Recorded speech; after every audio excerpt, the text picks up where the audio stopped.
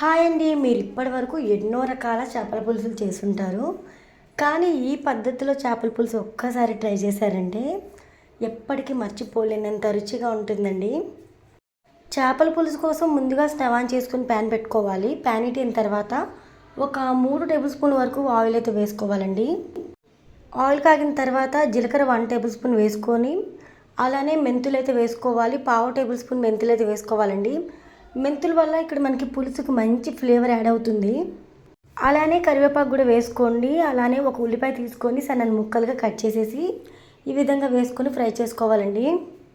ఇక్కడ మీరు గమనిస్తే ఉల్లిపాయలు చక్కగా బ్రౌన్ కలర్ వచ్చేంత వరకు ఫ్రై చేసుకున్నాను కదా. ఇలా వీడియోలో చూపించిన విధంగా కలర్ చేంజ్ అయిపోయి బ్రౌన్ కలర్లో అయ్యేలాగా ఫ్రై చేసుకోవాలి. ఆ తర్వాత టేస్ట్కి సరిపడి ఉప్పు అయితే వేసేసుకొని నెక్స్ట్ అయితే పసుపు అయితే వేసేసుకోవాలి. 1/2 టేబుల్ స్పూన్ పసుపు అయితే కరెక్ట్గా సరిపోతుందండి. నెక్స్ట్ అయితే కారం అయితే యాడ్ చేసేసుకోవాలి. ఇక్కడ 3 టేబుల్ స్పూన్ల కారం అయితే పడుతుంది. కారం ఎక్కువ తినే వాళ్ళు ఎక్కువ, లేదు ఇంత స్పైసీగా మాకు వద్దు అనుకునే వాళ్ళు తక్కువ అయితే యాడ్ చేసుకోవాలి. అలానే వేయించిన జీలకర్ర మెంతుల పొడి 1 టేబుల్ స్పూన్ అయితే వేసుకోండి, ఫ్లేవర్ చాలా బాగుంటుంది. అలానే 1/2 టేబుల్ స్పూన్ వరకు మసాలా పొడి వేసుకోండి. ఇక్కడ మసాలా పొడి అంటే నేను ఓన్లీ ధనియాల్లో లవంగాలు యాలకులు కలిపి గ్రైండ్ చేసి మసాలా ప్రిపేర్ చేసుకున్నాను. ఆ మసాలా నేను వెజ్ కర్రీలో కానీ నాన్ వెజ్ కర్రీలోకి అయితే వాడతానండి. మరీ స్పైసీగా ఉన్న మసాలా యాడ్ చేయడం వల్ల కూరలు అనేవి ఘాటుగా మారిపోతాయి.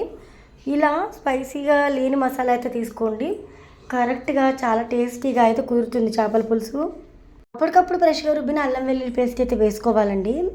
అల్లం వెల్లుల్లి పేస్ట్ వల్ల మంచి టేస్ట్ అనేది యాడ్ అవుతుంది, నీచు వాసన అనేది అస్సలు రాదు. చేపల పులుసులు ఎప్పుడైనా ఇంగ్రీడియంట్స్ అన్ని కరెక్ట్గా వేస్తే చాలా టేస్టీగా ఉంటుంది. ఇప్పుడు మంటని లో ఫ్లేమ్లో అడ్జస్ట్ చేసుకొని ఈ మసాలాలన్నీ కూడా మిక్సీలో కలుపుకోవాలి. హై ఫ్లేమ్లో పెట్టి మిక్స్ చేసేసారంటే ఇక్కడ మసాలాలు మాడిపోయే ఛాన్స్ ఉంటుంది కాబట్టి లో ఫ్లేమ్లో చక్కగా ఫ్రై చేసుకొని ఆ తర్వాత చింతపండు రసం అయితే యాడ్ చేసేసుకోవాలి. ఇక్కడ పులుసు ఎంత కావాలి అనుకునే దాన్ని బట్టి చింతపండు రసం యాడ్ చేసుకోవాలి. నేను ఇక్కడ కొంచెం క్వాంటిటీలో పులుసు చేద్దాం అనుకొని చెప్పేసి నిమ్మకాయ సైజు అంత చింతపండు తీసుకొని నానబెట్టేసుకొని మీడియంగా పోసుకోవాలండి. చింతపండునైతే మరి చిక్కటి పులుసు పోసుకోకూడదు, అలానే మరి పలుచగా ఉండొద్దు. చింతపండు పులుసు మీడియంగా ఉండాలండి, అప్పుడే టేస్ట్ అనేది బాగుంటుంది.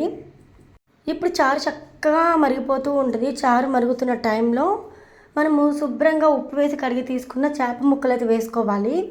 చేప ముక్కలు ఎప్పుడైనా కూడా చారు మరిగిన తర్వాత వేస్తే మంచి ఫ్లేవర్ అనేది యాడ్ అవుతుంది. అలానే చేప ముక్క కూడా విరిగే ఛాన్స్ అనేది ఉండదండి. స్టార్టింగ్లో ఆయిల్లో మనం చేప ముక్కలు వేసుకున్నప్పుడు చక్కగా చారులో బాగా ఉడికిపోయి ఒక్కొక్కసారి విరిగిపోతూ ఉంటాయి, అలా అవ్వకుండా ఉంటుంది. అలానే నీచు వాసన అనేది ఏమాత్రం ఉండదు.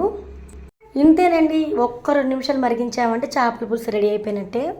మరి నేను చేసిన ఈ చేపల పులుసు రెసిపీ మీకు నచ్చినట్లయితే వీడియోకి లైక్ ఇవ్వండి. అలానే మీ ఫ్రెండ్స్కి రిలేటివ్స్ కూడా షేర్ చేసేసి ఈ రెసిపీ ఎలా ఉందో కామెంట్ చేసేసి ఇలాంటి రెసిపీస్ కోసం ఛానల్ని సబ్స్క్రైబ్ చేయండి.